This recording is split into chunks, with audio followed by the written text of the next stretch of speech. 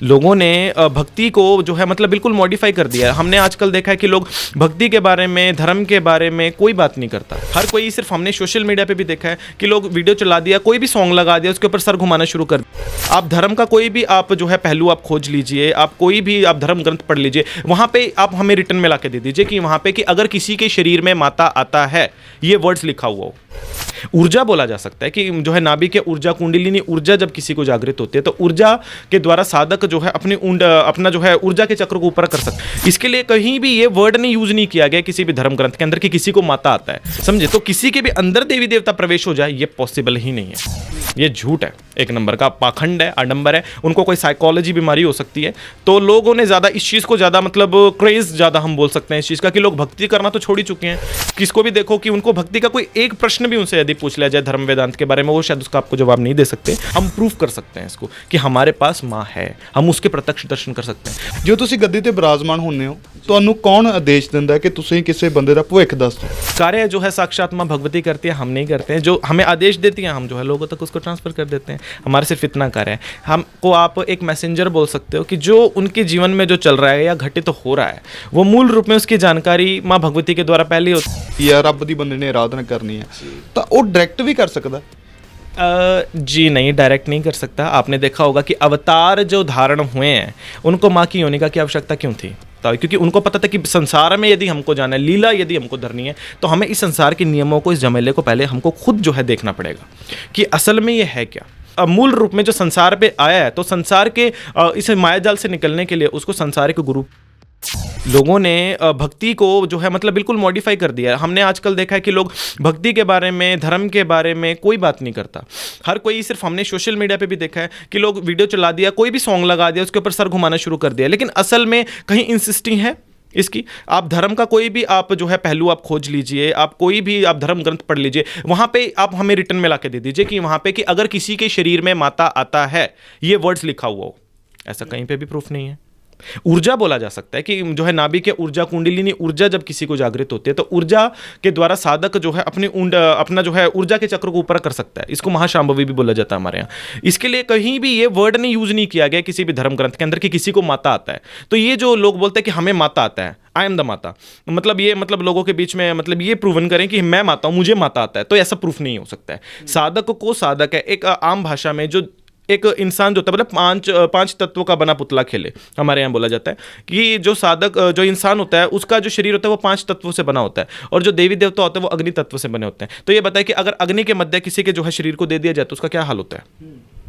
आपने भी देखा है, शमशान में जाके आप इस सत्यता को देखते हैं। जैसे हमें स्मेल आते हैं डॉग्स के अंदर, कैट्स के अंदर, वैसे बोलते हैं देवी देवता को हमारी बॉडी से स्मेल आता है, समझे। तो किसी के भी अंदर देवी देवता प्रवेश हो जाए, ये पॉसिबल ही नहीं है।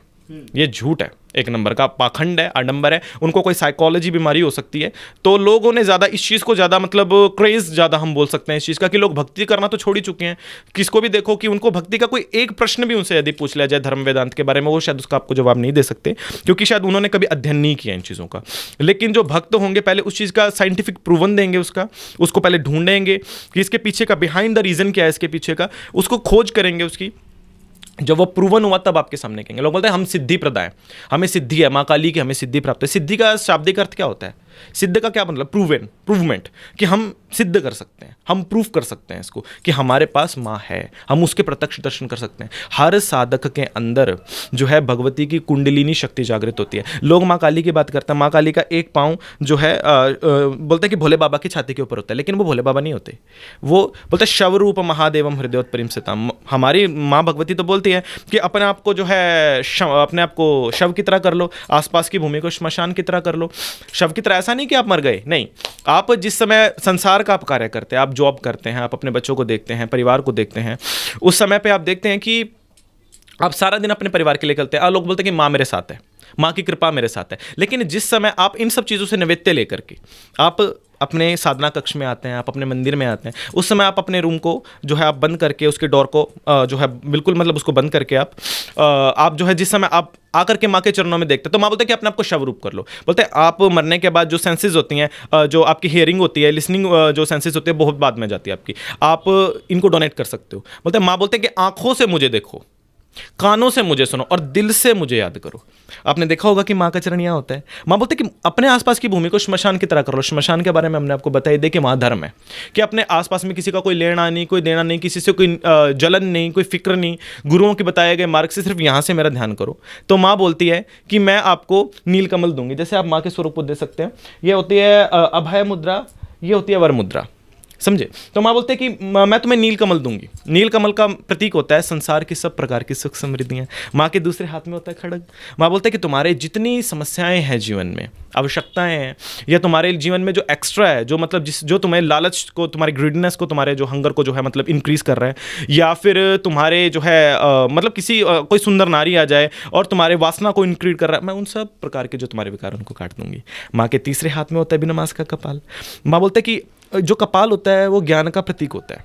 आपने देखा होगा कि इसी के मध्य ज्ञान को संजोया जा सकता है। इसको ब्रह्मरंध्र भी बोला जाता है। कि बोलते माँ बोलते हैं मैं ज्ञान का पान करवाती हूँ तुमको। यदि तुम मेरी भक्ति वेदांत में आ जाते हो तो तुम्हें ज्ञान का पान हो जाता है। माँ बोलते तुम्हारे मस्तिष्क को मैं ज्ञान से भर दूंगी। चौथे हाथ में माई के होता है कर्तरी, जिसको कैंची बोला जाता है। माँ बोलते तुम्हारे जितने जन्म मरण के चक्कर है मैं सबको काट दूंगी। और अंत माँ बैठती है सिंहासने से। हम बोलते हैं माँ सिंहासनेश्वरी होती है सिंह पे। तो माँ बोलते हैं कि अगर तुम्हारे ऊपर कोई विपत्ति आती है तो उसको इस काल विकराल स्वरूप में भी जाऊंगी। तुझे करना क्या है रे, तुझे यहाँ से मेरा ध्यान करना है। तभी तो यहाँ पे ध्यान किया जाता है। सभी के मूलाधार चक्र में देवी भी जागृत होती है। बोलते हैं मूल निर्वाणेश्वरी महात्रिपुर सुंदरी। हमारे यहाँ बोला जाता है, एक भक्ति वेदांत का एक नियम है कि मूल निर्वाणेश्वरी महात्रिपुर सुंदरी, कि सबके मूलाधार चक्र के मध्य भगवती विराजित होती है, ओंकार के मध्य तारा विराजित होती है। तो 10 महाविद्याएं जो होते हैं, काली के 10 रूप होते हैं, काली, तारा, षोडशी, भुवनेश्वरी, भैरवी, छिन्नमस्तिका, धूमावती, बगलामुखी, मातंगी, कमला। तो हर प्रकार की जो 10 महाविद्याएं होती है साधक के कुंडलिनी शक्ति में जागृत होती हैं। जो साधक अपनी भक्ति के मार्ग से, ऊर्जा के मार्ग से इसको जगा सकता है, उसको सिर्फ अपने गुरुओं के द्वारा दिए गए हठ योग, परिश्रम। भगवती की भी 2 गणिकाएं होती हैं, सेविकाएं होती हैं। एक होती है वज्र डाकिनी, एक होती है वज्र योगिनी। योग मार्ग से भी जो भगवती को पाया जा सकता है और तंत्र मार्ग से भी पाया जा सकता है। योग की अधिष्ठात्री होती है माता डाकिनी, जिसको माता योगिनी, और जो तंत्र की अधिष्ठात्री होती है माता डाकिनी। डाकिनी को डाक विद्या भी बोला जाता है, जो शौशान की अधिष्ठात्री होती है। जो तंत्र मार्ग से माँ की आराधना करना चाहते हैं वो डाकिनी की आराधना करते हैं। जो योग मार्ग से माँ की आराधना करना चाहते हैं, कुंडलिनी शक्ति को जगा करके माँ की आराधना करना चाहते हैं, वो योगिनी मार्ग से माँ की आराधना करते हैं। माँ बोलते हैं भक्ति तो करो, कम से कम तुम एक कदम तो आगे बढ़ाओ, तभी मैं तुम्हारी तरफ 10 कदम आगे बढ़ाऊंगी ना। तुम थोड़ा सा तो जो है अपने बारे में सोचो, तभी मैं कुछ कर पाऊंगी ना। लेकिन आज के समय में तो कोई ऐसा कुछ करने का कोशिश करता ही नहीं है। माँ के लिए तो कोई भटकता नहीं है ना। हर कोई सिर्फ अपनी बातों के बारे में, यहाँ की वहाँ, वहाँ की यहाँ। ਤੁਸੀਂ ਗੱਦੀ ਤੇ ਬਿਰਾਜਮਾਨ ਹੋ, ਤੁਸੀਂ ਵੀ ਗੱਦੀ ਨਸ਼ੀਨ ਹੋ, ਗੱਦੀ ਤੁਸੀਂ ਬੈਠਦੇ ਹੋ, ਲੋਕਾਂ ਬਾਰੇ ਤੁਸੀਂ ਪੁੱਛਾਂ ਦਿੰਦੇ ਹੋ ਜੀ। ਜੋ ਤੁਸੀਂ ਗੱਦੀ ਤੇ ਬਿਰਾਜਮਾਨ ਹੁੰਦੇ ਹੋ, ਤੁਹਾਨੂੰ ਕੌਣ ਆਦੇਸ਼ ਦਿੰਦਾ ਕਿ ਤੁਸੀਂ ਕਿਸੇ ਬੰਦੇ ਦਾ ਭਵਿੱਖ ਦੱਸ ਦਿਓ? देखिए हमारी इष्ट आराध्या बड़ी है, हम बड़े नहीं हैं। हम अगर बोले कि हम बैठते हैं तो ये बहुत बड़ा शब्द आ जाता है कि हम बैठते हैं। जी नहीं, हम नहीं बैठते हैं। बैठाने वाली वो है, बैठने वाले हम हैं। और कार्य जो है साक्षात माँ भगवती करती है, हम नहीं करते हैं। जो हमें आदेश देती है हम जो है लोगों तक उसको ट्रांसफ़र कर देते हैं। हमारा सिर्फ इतना कार्य है। हमको आप एक मैसेंजर बोल सकते हो कि जो उनके जीवन में जो चल रहा है या घटित तो हो रहा है वो मूल रूप में उसकी जानकारी माँ भगवती के द्वारा पहले होती है। इससे क्या छुपा है ना।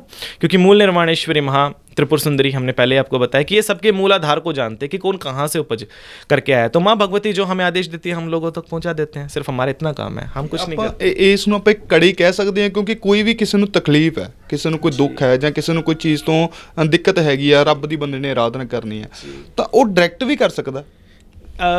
जी नहीं, डायरेक्ट नहीं कर सकता। आपने देखा होगा कि अवतार जो धारण हुए हैं उनको माँ की योनि का की आवश्यकता क्यों थी। अगर अवतार धारण होने थे, हमारे यहाँ भगवान विष्णु जी के 10 अवतार बोले गए हैं। जब वो अवतार आए तो वो जो डायरेक्ट भी वो धरा पे आ सकते थे ना। उसको माँ की योनि की आवश्यकता क्यों पड़ी? क्योंकि उनको पता था कि संसार के मध्य उत्पन्नता का सिर्फ एक मार्ग है, और जब तक आप संसार के झमेले को आप समझोगे नहीं तभी आप परित्याग कर सकते हो ना उसका। बोलता है कोई साधु बोलता है कि मुझे भक्ति करनी है, मुझे संतता प्राप्त करनी है, मुझे मोक्ष प्राप्त करना है ना, तो सर्वकाम मोक्षताम हमारे यहाँ बोला जाता है। तो बोलता है कि भक्ति करने के लिए पहले आपको प्राप्त भी तो करना पड़ता है ना। अगर आप संसार में आएंगे, किसी चीज़ का आप उपभोग नहीं करेंगे, तब तक आप ये नहीं बता सकते कि सामने वाली चीज़ का क्या आवश्यकता है उस चीज़ की, या वो चीज़ मैंने कैसे प्राप्त किया, मैंने उसका कैसे परित्याग किया, है ना। तो मोक्ष बहुत ज़रूरी होता है। इसलिए जो अवतार हुए हैं उनको माँ की योनि की आवश्यकता हुई, क्योंकि उनको पता था कि संसार में यदि हमको जाना है, लीला यदि हमको धरनी है, तो हमें इस संसार के नियमों को, इस झमेले को पहले हमको खुद जो है देखना पड़ेगा कि असल में ये है क्या। तो उस समय पे जब अवतार धारण हुआ है, इस समय, इसलिए अगर आप पंच तत्व का स्वरूप धारण करके आए हो तो मूल रूप में आपको पंच तत्वधारी गुरुओं के द्वारा उस संसार के बंधन से निकलने का मार्ग भी आपको जो है खोजना पड़ेगा। और गुरु तत्व हम उस सनातन की जो है उस कड़ी से हम जुड़े हुए हैं जहां हमारे सनातन के जो ऋषि मुनि हैं उन्होंने तो बोलते हैं कि दक्षिण हस्ते अंगुष्ठे, तो गुरु दक्षिणा में तो उन्होंने दाहिने हाथ के अंगूठे मांग लिए।